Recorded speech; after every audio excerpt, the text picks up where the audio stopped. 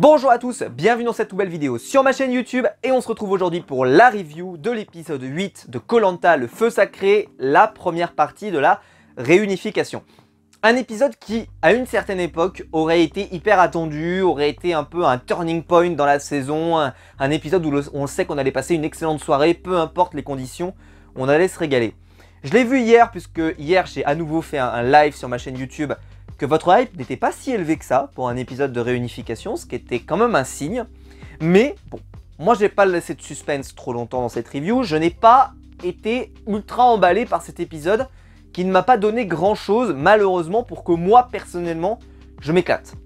Mais je dois reconnaître que sur mon Instagram, n'hésitez pas à me suivre sur mes réseaux, sur mon Twitter, les gens avaient l'air plutôt contents de l'épisode, donc j'ai jamais pensé avoir la science infuse, ni la vérité absolue, donc évidemment je vous encourage à aller dans la zone commentaire, l'espace commentaire, il est là pour ça, pour me contredire, pour dire ce que vous en pensez, déclarer votre flamme à cet épisode incroyable, peut-être le meilleur épisode depuis l'invention du feu. Moi je vais me permettre de dire que c'était pas le cas, et je vais me permettre plus que me permettre parce que je me suis pas régalé plus que ça. Alors, ceci étant, certaines personnes peuvent avoir apprécié certaines choses, peut-être. Moi, pour moi, ça a été une débâcle. Mais c'était une débâcle pas dans la totalité. Il y a eu des choses sympas, des choses intéressantes, des choses sur lesquelles on va parler. Par contre, ce que je vais vous dire, c'est que je ne sais pas combien de temps va durer cette vidéo, probablement très longue parce que je suis trop long, mais je pense que c'est une review qui peut se faire très vite, en fait. Donc peut-être qu'elle sera assez courte, on verra bien au montage, on verra bien à la fin, quand le résultat sortira. Parce qu'en fait, il ne s'est pas passé beaucoup de choses. Et quand j'ai regardé mes notes, je me suis rendu compte que je vais aller très vite à l'essentiel, mais parce qu'en fait, ils nous ont pas donné énormément de choses et il y aura très peu de choses à analyser de mon côté. Parce qu'en fait, le but des reviews, c'est pas de vous faire un résumé de l'épisode, c'est de vous donner mon avis. Mais en réalité là, il n'y a pas vraiment d'avis à donner, sauf sur la partie réunification, et c'est-à-dire le mano à mano qui s'est installé. Bon. Allez, on y va, je vais vous parler de 2-3 trucs, il y a quand même des trucs sur lesquels je veux revenir. Alors, déjà on commence l'épisode avec un bon point. C'est le retour sur le conseil précédent avec Gilles, qui, alors là, sans dire qu'il m'a surpris, mais quand même, avec ses propos sur Tania, vu son caractère, on a même vu un peu dans le teaser de la semaine prochaine qu'il pleure un peu, qu'il a l'air très dans l'émotion, voilà, quelqu'un qui est pas du tout avec un côté un peu vicelard qu'on pourrait aimer dans le programme. Il m'a un peu surpris, je dois le dire, parce que je ne m'attendais pas que de sa part, il nous sorte quand même que il a sauvé Tania. Alors ça, bon, c'est normal qu'il le dise, hein, mais que il se sente, on va dire, qu'il s'est procuré un sentiment de fierté chez lui de l'avoir fait, car, et c'est comme ça que je l'ai interprété moi, il te dit en gros que il a créé un lien de confiance avec elle et qu'elle lui sera redevable un jour, et qu'il ne va pas l'oublier. Et avoir conscience de ça, avoir conscience que j'ai fait quelque chose, et que peut-être un jour je pourrais en récolter des lauriers, parfois c'est pas toujours aussi évident chez les candidats. J'ai l'impression des fois ils font des choses un peu sans véritablement avoir un plan plus ou moins long terme. Et là, sur Tania, Gilles, je l'ai trouvé intéressant et c'est des propos que je m'attendais pas à avoir sorti de sa bouche, pardon, et quelque chose qui a lancé l'épisode plutôt de bon augure. Je me suis dit peut-être que Gilles a un potentiel plus important que ce qu'on peut voir. En tout cas, moi je suis pas, je sais qu'il y a beaucoup de gens qui sont hyper fans de Gilles. Moi je trouve que c'est un bon candidat sans être non plus le meilleur candidat depuis l'invention du feu. Mais vous avez le droit de le penser évidemment. Mais c'est un candidat qui est quand même intéressant, que j'ai hâte de voir dans la suite de la saison en tout cas. Mais voilà, c'est pas, voilà, je me réveille pas la nuit pour regarder du Gilles par essence. Mais je trouve qu'il y a un potentiel, donc je suis impatient. Et puis on en reparlera parce que en plus il a l'air de s'être mis dans une alliance intéressante. On en reparlera. Alors, on passe assez vite à l'épreuve d'immunité, enfin l'épreuve de confort, pardon, excusez-moi. Donc le but c'était de gagner un burger et c'était le cochon pendu. Bon, j'ai fait une remarque hier dans mon live, une remarque qui a été légèrement, alors très légèrement, mais légèrement quand même corrigée par la production. Je disais, le cochon pendu, je suis désolé, mais ce n'est pas une épreuve par équipe. Pourquoi? Parce que quelle est la notion d'équipe dans une épreuve dont la performance individuelle d'une personne permet la victoire? Quel est l'intérêt d'être à plusieurs pour accomplir quelque chose que quelqu'un va réussir tout seul? Ce n'est pas une épreuve collective, c'est une épreuve individuelle, dans laquelle le collectif est récompensé de la performance individuelle d'un candidat, certes, mais ça reste une épreuve individuelle. Parce que tu as une personne qui reste en cochon pendu et qui doit battre des autres personnes pour gagner. Donc, je trouve regrettable que dans la partie en équipe, on n'ait pas des épreuves qui soient vraiment des épreuves d'équipe. Des épreuves d'équipe. On a assez de temps dans la suite pour faire des épreuves individuelles, pardon. Mais bon, ça c'est un syndrome qu'a Koh-Lanta depuis des années, surtout avec voilà, la légende, des choses comme ça, où on essaye un peu de donner de la gloire à certains candidats parce qu'ils font des performances sur les épreuves. Et donc au final, le collectif c'est pas très intéressant, il vaut mieux donner de la gloire à une personne. Parce qu'elle va surperformer. Ok, très bien. Mais là, c'est un cas d'école de, bah, c'est pas vraiment une épreuve collective. Bon, ça c'est ce que j'ai dit hier.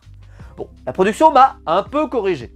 En fait, oui, ça reste, tout ce que je vous ai dit là est vrai, et reste vrai, mais ils ont dit, donc, vous gagnez un burger si vous gagnez, mais si vous êtes encore deux à rester debout, enfin à rester debout, à rester sur le cochon pendu, vous m'avez compris, de votre équipe, et ben vous récupérez les frites en plus. Ça change pas le propos, hein. C'est quand même des performances individuelles qui comptent. Mais ceci étant, vu qu'il faut être deux pour gagner les frites, je sais pas si c'est parce qu'ils ont entendu mes remarques quand j'en avais déjà parlé ou je ne sais quoi, mais en tout cas, preuve qu'ils en ont, en tout cas j'ai l'impression que cette réponse-là, c'est un peu de on a tenu compte de, de cette remarque et donc on a fait quelque chose. J'ai trouvé ça pas terrible, mais ils en ont tenu compte. Voilà. Mais je trouve ça pas terrible. Mais ils en ont tenu compte. Donc bon, je ne dis rien. Donc la récompense c'était le burger, un bon burger de fou. Et puis évidemment donc le talisman est remis en jeu. Le talisman alors, là Denis, je sais pas si c'est l'âge qui fait, mais il radote Denis. Tu radotes Denis. C'est terrible. Il y a un moment, il faut arrêter de faire ça. Ça n'est plus possible. Alors je comprends bien que cet épisode, il a fallu le remplir avec du vide. Vous allez voir, mais il y a des trucs vraiment, mais il y a un passage entier, c'est assez improbable. On a perdu 5 minutes à du vide. Mais là, à chaque fois, il nous rappelle les règles du totem, totem maudit, j'allais dire. Excusez-moi, du talisman. Il nous rappelle les règles. Alors, le truc il fait ça, on le joue comme ça, machin, etc. On a compris. On a compris. Limite, quand il a d'autres pouvoirs que tu rajoutes, très bien. Mais ne rappelle pas la règle à chaque fois, c'est bon, ça suffit. C'est comme si on jouait à un jeu de cartes, je sais pas, tu joues au poker et que au début de la partie, t'as un mec qui vient te dire bon, et bah tu sais qu'il y a une paire, puis après il y a la double paire, puis après il y a le brelan, et puis après il y a machin. Les mecs ils vont te dire mais c'est bon, ça va, on s'est joué quoi. C'est bon, on a compris le jeu. Et donc, c'est vrai que c'est lourd. C'est hyper lourd, et là sur cet épisode en plus vu qu'il traînait un peu la patte, ça m'a semblé insupportable. Mais là, Denis nous précise que plus tard, il y aura un autre avantage. Alors je ne savais pas ce que ça serait. J'avais plusieurs théories et j'ai fait un point oracle hier. Formidable, puisque j'ai dit se pense que le talisman, la personne qui va le récupérer, ne pourra pas être ambassadeur. Vous pouvez aller voir dans le live. La preuve est dans l'image. Je dis il ne pourra pas être ambassadeur, mais ne pourra pas être éliminé. J'ai eu raison. Incroyable, je ne pensais pas avoir raison. Autre possibilité que j'aurais vue aussi, c'est par exemple celui qui a le talisman peut choisir le camp dans lequel les candidats vont vivre. Pourquoi pas? J'aurais trouvé ça pas très intéressant, mais écoutez, ça aurait pu être un semi-avantage. Je trouve pas ça terrible, mais bon, pourquoi pas. Mais j'avais trouvé l'avantage, je l'avais trouvé, donc j'en suis pas peu fier. Nouveau point oracle, et en plus il y a la preuve dans le live d'hier. Il y a la preuve. Preuve ultime, je l'ai dit, mot sur mot, j'aurais pu faire Denis. Incroyable. Alors, les premiers à tomber, donc c'est Tania à tomber, première, puis Esteban. On en reparlera, parce que c'est très important, n'oubliez pas. Tania est tombée la première, Esteban est tombé le deuxième. Hein, n'oubliez pas, parce qu'on en reparlera.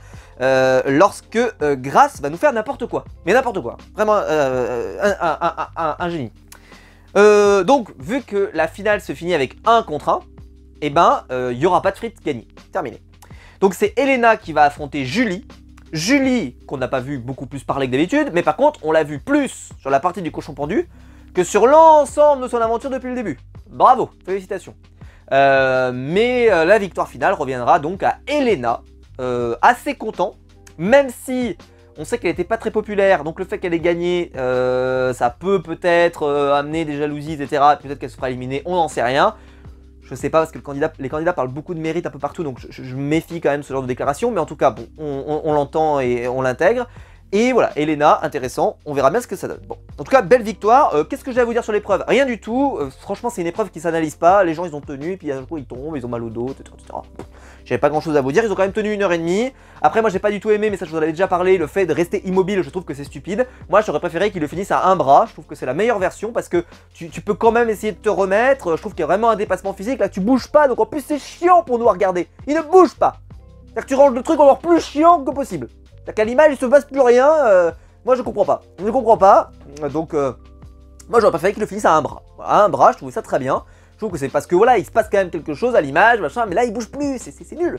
C'est nul. Voilà, mais bon après, ils changent la règle, des fois ils font ça, des fois ils font ça, on s'en fout. Là honnêtement, ça se voit qu'ils étaient un peu pressés, on a l'impression, parce que...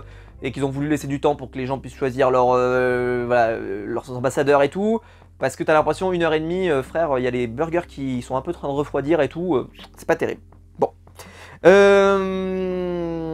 Et donc là, je me permets de citer, puisque un de mes abonnés sur Instagram m'a envoyé une vanne, et franchement elle m'a tellement fait rire que je l'ai noté. C'est que donc là, Denis révèle donc les nouveaux pouvoirs du talisman, donc que la personne, donc Elena, sera protégée, mais ne peut pas être ambassadeur ou ambassadrice dans ce cas précis. Et il m'a marqué, et j'ai trouvé ça très très drôle, donc il s'appelle Mathis Aurel 1, j'espère que ça ne me dérange pas que je dise son pseudo, et ça m'a fait mourir de rire parce qu'il m'a écrit, il m'a dit « C'est fou ce talisman, on dirait le Covid, il mute encore plus vite que le Covid ». Ça m'a fait rire, donc je dois reconnaître, c'était très drôle. Alors voilà, donc Elena ne peut pas être éliminée ni ambassadrice. Denis précise donc qu'il va falloir choisir dans son camp, j'y reviendrai, et qu'il faut choisir à l'unanimité, ça ne peut pas être on vote à 3 et 2, machin, non, il faut que tout le monde soit d'accord, la démocratie la plus absolue. Donc j'ai marqué, évidemment, c'est nul. Un peu à la Homer Simpson. Alors oui, c'était nul, c'est nul, ça reste nul, je suis désolé, ce n'est pas bien de faire comme ça, il faut que ce soit l'équipe d'en face qui choisissent quelqu'un, parce qu'ils vont choisir quelqu'un qui va vouloir éviter la boule et qui donc va s'amorcer une discussion dans laquelle tu ne t'abordes, que la personne ne veut pas aller dans le précipice. Donc la discussion a de l'intérêt. Et là on va voir que la discussion qui va s'installer entre les deux ambassadeurs n'a aucun sens, et je remercie Grace d'avoir quand même à un moment eu un moment de lucidité pour nous sortir la vérité, nous en reparlerons tout à l'heure. Parce que c'était quand même improbable ce qui s'est passé dans cette discussion. Mais bon, en tout cas là, si tu choisis quelqu'un, la personne, tu vas choisir une personne qui te dit que lui il va pas mettre les prénoms de l'équipe. Évidemment que tu vas choisir cette personne. Et donc là, ils vont choisir, tu choisis deux personnes qui sont sûres de vouloir aller à la boule. Et ben ils vont à la boule. C'est-à-dire que le résultat indubitable de ça, c'est on va à la boule. C'est pas le but des ambassadeurs. Les ambassadeurs, c'est le but, c'est d'avoir un truc un peu sympa. Alors à la limite, quand on voit des gens qui sont là parce qu'ils veulent convaincre, parce qu'ils y vont, parce qu'ils veulent convaincre leur adversaire de changer d'avis et de mettre un prénom. Ok, on peut choisir comme ça. Mais là, cette saison, c'est une catastrophe parce qu'on a choisi des gens qui veulent aller à la boule parce qu'ils ont quelque chose à se prouver en allant à la boule. Et donc, ils n'étaient pas là pour convaincre la personne d'en face, ils étaient là pour aller à la boule. Mais aller à la boule tout de suite, faites tout pas chier. Honnêtement, on prend de la pub en plus. On prend de la pub encore et encore et encore et encore. Allez-y, prenez la boule tout de suite. Comme ça, TF1, ils seront dans la merde après. Ils seront dans la merde pour faire le montage après. Ils diront merde, comment on va meubler? Comment on va meubler? Et vous allez voir comment ils ont meublé, hein, parce que là, ils ont meublé. Hein. Oh là là, quel enfer. Enfin bon. Tac, tac, tac. Ah oui, je vous ai pas dit, mais il y avait... hein, je vous en ai déjà parlé, c'est ridicule. Il y a eu des remarques, au fait. Je crois que c'est Gilles, c'est ça, hein, qui fait une remarque sur l'autre qui est en train de lâcher, etc. Ça leur a pas plu, etc. Je vais même pas essayer de refaire ce que je vous ai fait la dernière fois avec un machin a dit ça, et donc ça nous a galvanisé, il fallait pas, machin, etc. C'est nul. Voilà, c'est nul. Merci. Non mais à un moment, il faut le dire. C'est nul. Arrêtez de venir dire des trucs pareils, on s'en fout. Jouez votre jeu et vous intéressez pas à ce que dit machin, ce que dit Jean-Pierre, ce que dit truc, on s'en fout. Franchement, mais cette saison c'est insupportable. Insupportable, à chaque fois il y en a un qui dit un mot plus haut que l'autre, oh, machin, etc. Ah bah c'est sûr, hein, on va se retrouver avec des saisons, les mecs ils vont rien dire, ils vont machin, etc. Ça va, ça va, ça va. La peine capitale, là tout est comme ça, tout est... Le mec il te dit ça, après il s'excuse, après machin et tout. Bon là ils se sont pas excusés, ils ont pas eu le temps, hop, tout le monde rentre chez soi et les hippopotames seront bien gardés, mais c'est nul. J'ai déjà dit plusieurs semaines et là... j'ai même pas envie de me battre.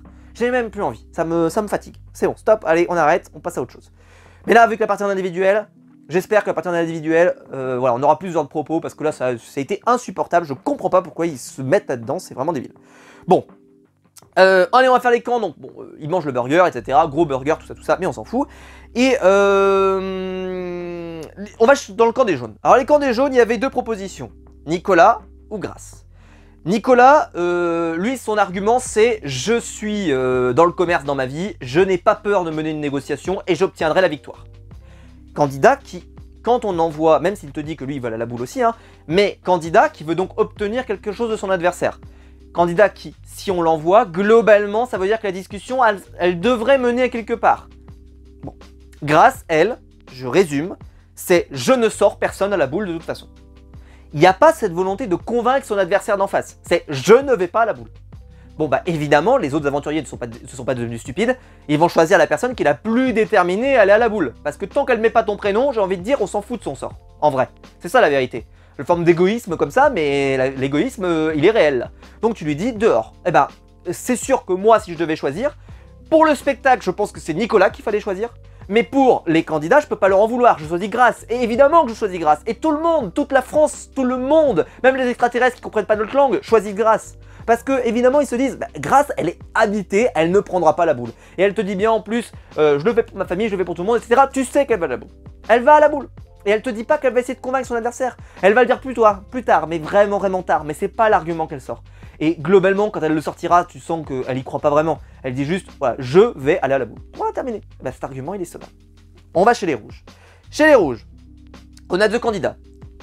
Pareil, même configuration. Frédéric, quelqu'un dans le commerce, qui a l'habitude des négos, etc., etc. Bon. Et en face, Quentin. Quentin qui, même argumentation que Grace. Je suis là, j'ai envie de me prouver des choses, etc. Et pour moi, il est une évidence que je dois le faire parce que je sais que je vais aller à la boule et que la boule en plus me sera favorable. Parce que lui, il y avait un peu ce côté-là, un peu mystique de la boule me sera favorable. Grace, elle, c'était je vais aller à la boule. Elle ne sait pas si elle sera favorable ou pas, elle ne pas autant habitée, mais en tout cas, elle voulait y aller, le côté challenge. Pour lui, c'était je suis habité, en fait, je suis béni des dieux, je vais aller à la boule et je vais gagner à la boule. Et je vais gagner à la boule. Ce qui fait que Quentin, il n'y a pas de discussion. Alors, quand vous regardez l'image, l'image elle est simple, elle parle. Il y a un moment, Fred il essaye de lui dire tu voudrais qu'on parle un peu de quelle stratégie tu voudrais qu'on mette en place, quel nom on pourrait proposer, etc. Non, il s'en fout. Il s'en bat les couilles, Quentin. Il te dit je m'en bats les couilles, je vais à la boule. Bah c'est bon, prenez-nous pas la tête alors. Qu'est-ce que vous venez de discuter pendant 3 jours? Tout le monde va aller à la boule. Qu'est-ce que c'est que cette histoire encore? Allez vite, faites pas perdre le temps aux gens. On a perdu du temps. Je veux dire, on a du temps de vie. Honnêtement, j'ai l'intention de vivre vieux. Ne me faites pas perdre mon temps. En plus, j'ai plein de trucs à faire en ce moment. S'il vous plaît, j'aurais préféré me coucher encore plus tôt. On aurait pu se coucher à 10h30 hier. 10h30, on était couchés. Et encore, parce qu'ils nous ont fait traîner. Mais à 10h15, c'était fini. 10h15, c'était fini. C'était fini. Et avec de la pub, hein. Avec de la pub, pas de problème. Incroyable. Portrait de Quentin. Bon, très mauvais signe, évidemment. Portrait de Quentin, le chat noir. Quand t'as ton portrait dans l'épisode, tu te dis, oulala, ça sent le ravin. Ça sent la chute dans le ravin. Le ravin Clayton.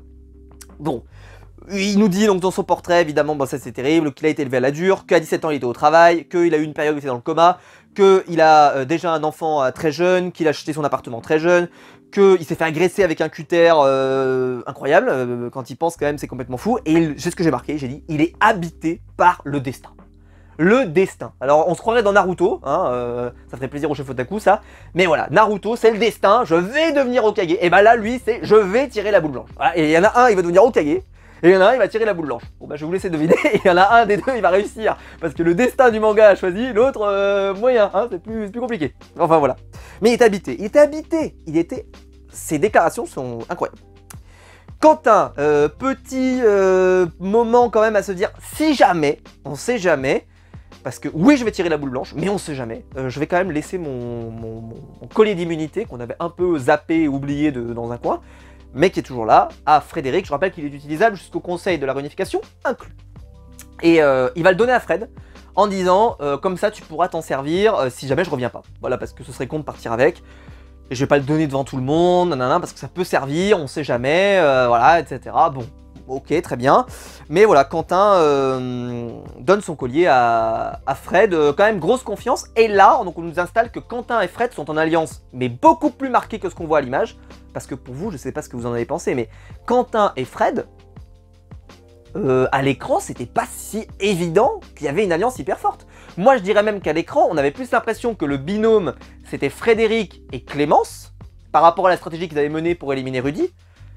Par rapport au montage, je trouve qu'il n'y a aucun élément vraiment tangible qui nous amènerait à que Frédéric et Quentin soient vraiment, mais comme cul et chemise à ce point-là. Ou alors c'est moi qui ai mal vu les épisodes, dites-moi dans les commentaires, mais c'est vrai que je suis un peu tombé de ma chaise dans le côté de ils sont avec ce niveau de proximité au point de se passer un collier, etc. J'étais pas... je me souviens notamment de beaucoup de passages où Quentin est dans la forêt en train de râler, etc. Et j'ai pas vu Frédéric venir le voir. Alors probablement qu'ils ont coupé au montage, qu'on n'a pas vu, etc., etc. Je comprends bien. Mais je parle de ce qu'ils nous ont laissé dans les épisodes. Je trouve que ça tombait un peu de nulle part. Et ce qui fait que l'alliance, parce qu'on en parlera, une alliance à 4, bah évidemment elle est tombée un peu plus de nulle part. Bon. Donc, Quentin a été choisi, Grace a été choisi, pour les deux argumentations, les deux vont à la boule. Et évidemment, ils ont raison, les aventuriers, de faire cela. J'ai noté pour Quentin que ça faisait plaisir de le voir faire autre chose que râler. Ça c'était sympa parce que dans les épisodes depuis le début on l'avait vu beaucoup râler. Là c'est le premier épisode où on le voit faire autre chose que ça. Dommage que ce soit potentiellement son dernier, mais bon. Bon. Ensuite les jaunes vont quitter l'île. Et là, alors le moment de on perd son temps. Alors écoutez bien. Vous n'êtes pas prêts hein.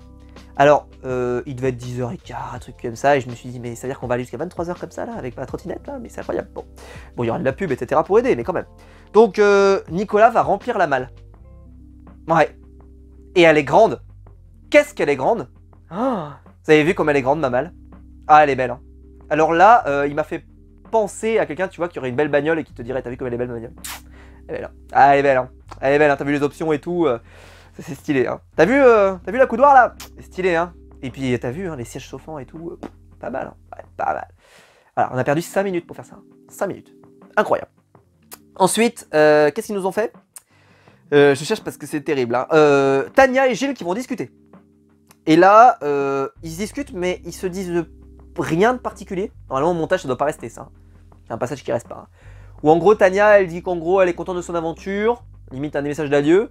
Gilles, lui aussi il est content de l'avoir rencontré, etc., etc. Bon, ok, mais il se passe pas énormément de choses. J'ai pas l'impression que ça servira vraiment la narration de l'épisode après, puisque Gilles va vraiment être sur une autre alliance et Tania, il en parlera plus tellement après. Ok, enfin en tout cas d'après ce qu'on comprend sur Gilles. Et là j'ai noté donc cette phrase de Gilles. Je vous conseille d'y dormir dessus pendant quelques heures. Quittez cette île. Quittez cette île. C'est redonner de l'élan à l'aventure. Voilà. Moi, je sais que si jamais je finis mes mémoires, un jour, tu vois, je raconte ma vie trépidante, ma vie incroyable, il s'est passé tellement de trucs, ça fera un volume comme ça énorme. Je terminerai en écrivant. Tu vois, vraiment sur cette côté nouvelle étape. Quitter cette île. Quitter cette île. Redonne, c'est redonner de l'élan à l'aventure. Toutes ces discussions pour mener à ça. Je ne sais plus quoi dire. Et puis il monte dans le bateau aussi. Alors, il monte dans le bateau. Et là, on enchaîne des plans. Plan, on monte dans le bateau. Plan, bateau dans l'eau. Plan qui change d'autres endroits du bateau. Plan sur une forêt. Plan sur un machin. Plan sur un machin. Plan sur un machin. Clac, clac. Et ensuite, on finit par arriver vers Grace. Qui arrive sur la plage. Pareil. Elle est dans le bateau. Elle arrive. Elle descend du bateau. On l'accélère pas, ça. Hein. On l'accélère pas. Elle arrive. Elle marche. Elle arrive vers Denis. Denis lui pose la question de pourquoi là. Puis arrive Quentin, pareil, on n'accélère pas. Quentin il arrive, le bateau, il arrive doucement, il se pose, il sort, il accélère, tac. On perd du temps. On perd du temps, on dynamise pas, on perd du temps, mais je pense qu'on avait du temps à perdre dans notre vie. Oui.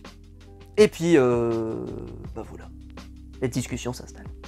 Alors, est-ce que je pars, je fais le bloc... Ouais, alors je vais peut-être parler du camp d'abord, comme ça je me réserve la fin. Allez. Je le fais pas dans l'ordre. Donc, on apprend sur l'île plusieurs trucs. Alors, on apprend que Julie est contente de rester chez les jaunes, pardon, même si elle est une ex-rouge, parce qu'elle s'y est bien intégrée, etc., etc. Est-ce que c'est un bon cheval? Je suis pas certain, mais on verra bien. Et Anne-Sophie, évidemment, bah, elle comprend cette position, même si elles sont proches, mais elle dit, bah écoute, je comprends, hein, tu vas pas revenir vers nous, etc., vu qu'on est un petit peu en train de se faire fumer les uns après les autres. Donc elle comprend qu'elle est montée dans le bon train et qu'elle n'est pas dans ce train-là. Bon. Laura nous exprime qu'elle ne peut pas voter contre Clémence et que Clémence ne votera pas contre Laura. Elle nous explique aussi que par connexion, il va y avoir d'autres candidats pour qu'ils ne peuvent pas pouvoir voter. Ça va nous faire un truc encore exponentiel avec j'ai donné ma parole que je peux voter contre un tel, contre un tel, contre un tel. J'espère qu'elle n'a pas donné sa parole à toute la France entière parce que sinon, évidemment, Laura, tu vas finir par te tromper. C'est une évidence. Alors, elles finissent quand même par dire que si jamais, évidemment, c'est les deux qui sont en danger, elles peuvent se voter l'une contre l'autre. Mais sinon, globalement, elles doivent se protéger. Puis après, donc, on nous annonce qu'il y a une alliance puissance 4 avec Frédéric, Gilles, très surprenant parce que, comme je vous l'ai dit, Gilles, de côté stratège comme ça, avec une alliance forte, etc., ça ne semble pas si évident que ça. Bon, Frédéric, Gilles, Quentin et Nicolas. grosse alliance, comme ça sur le papier. Alors là, vu que Quentin est un peu à part, on va dire qu'il y a quand même un triumvirat très fort. Et en plus, c'est quand même dans les trois aventuriers qui, sur les épreuves, ont un potentiel qui est assez important. Gilles, gros potentiel sur les épreuves. Nicolas, gros potentiel sur les épreuves. Frédéric, gros potentiel sur les épreuves. Donc, même s'il y a encore des filles, il y a Elena, etc. Moi, je vous ai dit que je trouvais qu'on pouvait ajouter, on pouvait agglomérer. Si on se dit que, voilà, pour moi, Clémence, elle semblait quand même pas très loin de ce noyau-là, donc on peut la récupérer au passage. Elle était très proche d'Elena. Hop, je vous fais une grappe comme ça, là, et je vous fais 5 candidats, vous voyez. J'ai exclu Quentin parce que le résultat de l'épisode est un peu flou, mais on verra bien ce que ça donne. Mais voilà, je vous fais un petit lot de 5 là qui va au bout, c'est pas improbable, tu vois, une petite alliance très forte et qui élimine un peu tout le monde au fur et à mesure, parce qu'en plus, sur les performances sportives, ça a l'air d'assurer, Clémence a l'air pas mal, Elena a l'air pas mal, Frédéric, je pense que ça envoie, Nicolas, ça a l'air d'envoyer, Gilles, on a vu que sur les épreuves un peu d'équilibre et tout, ça a l'air d'être plutôt stylé. Donc là, tu te dis qu'il y a quand même une alliance très très forte qui peut potentiellement aller quand même assez loin, et on verra ce que donne le talisman en plus dans cette configuration. Voilà. Et je vous ai pas... voilà, je crois que j'ai noté que ça. Je sais même pas si j'ai noté d'autres trucs. Non, j'ai pas noté d'autres trucs.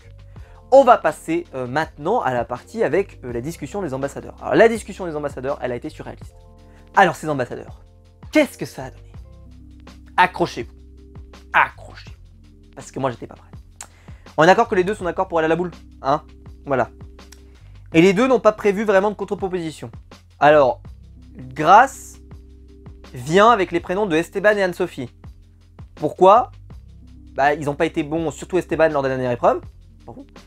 Et la fameuse phrase des 45%, ou 40%, je sais plus. Voilà. Et puis bon, elle n'est pas motivée, etc., etc. Bon, ok. Anne-Sophie, on sait pas trop pourquoi. C'est un peu gratuit, mais ça passe. Globalement, ça passe. Et ensuite, il y a notre ami Quentin. Il va lui répondre, pourquoi pas Tania?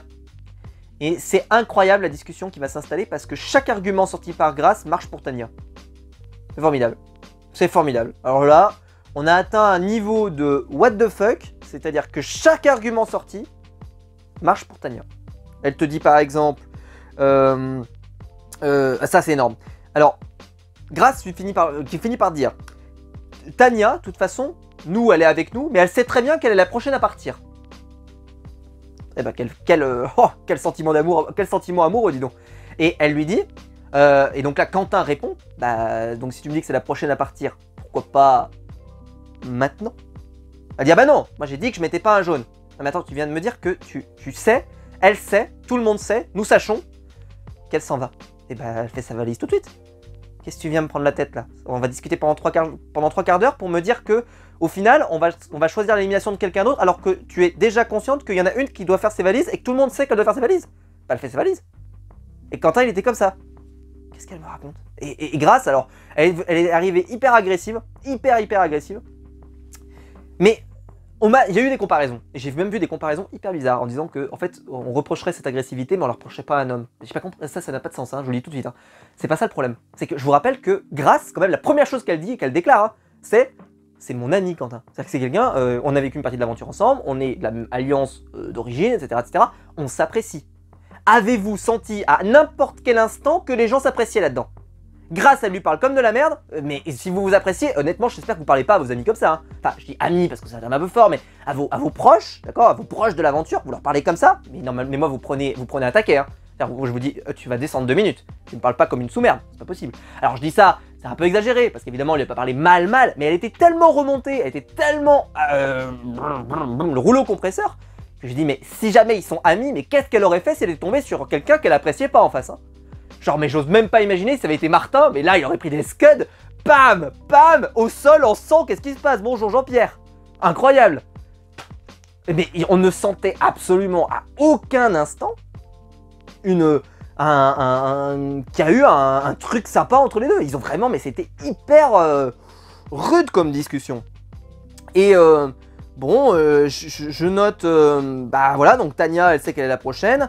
Donc, proposition, donc il y a 3 prénoms qui sont sortis, Esteban, Anne-Sophie et Tania, sauf que il y a un truc sur lequel personne ne tilte, jusqu'à que Grâce finit par tilter, c'est que la réponse à chaque prénom qui est proposé, c'est « Et moi, je ne mettrai pas un nom jaune ». Et l'autre lui répond « Et moi, je ne mettrai pas un nom rouge ». Bah, si ta réponse à chacune des propositions, c'est même pas la question du nom, c'est je ne mets pas un rond rouge, je ne mets pas un nom jaune, bah il n'y a pas de nom couleur, il n'y a pas d'autre chose. Donc on va à la boule. Et là, je rends grâce quand même à Grâce, jeu de mots magnifique, qui se rend compte à un moment, mais elle dit mais attends, ça veut dire que peu importe ce que je dis, tu vas à la boule? Et Quentin répond oui, ah parce que moi, peu importe ce que tu dis, je vais à la boule. Là on va à la boule? Bah évidemment. Si vous aviez fait ça tout de suite, on aurait gagné 20 minutes. On aurait pu rentrer chez nous plus tôt. On aurait pu dormir. On aurait gagné des heures de sommeil. Des heures de notre vie. Mais vous l'avez pas fait. Vous avez quand même voulu discuter un peu. Pourquoi? Il suffisait de se rendre compte de ça, mais tout de suite. Tout de suite. On perdait notre temps. On a perdu notre temps. Mais c'est incroyable. Du temps qu'on récupérera jamais. On récupérera jamais ce temps-là. On aurait pu faire d'autres trucs. On aurait pu dormir. On aurait pu se lever tôt ce matin et tout. On aurait pu avoir de l'énergie pour bosser et tout. Non. On a arrêté Koh-Lanta. Dommage, mais bon, on récupérera dans une autre vie ce temps. Parce que c'était nul. Et pourtant j'ai vu, je vous le dis, dans mon Twitter, des gens qui m'ont dit « Mais cette discussion était super intéressante. » J'aimerais bien savoir qu'est-ce que vous aviez trouvé d'intéressant. Il n'y avait rien. Personne n'écoutait que personne. Et en plus, Grâce nous a quand même sorti un moment qu'elle écoutait son adversaire.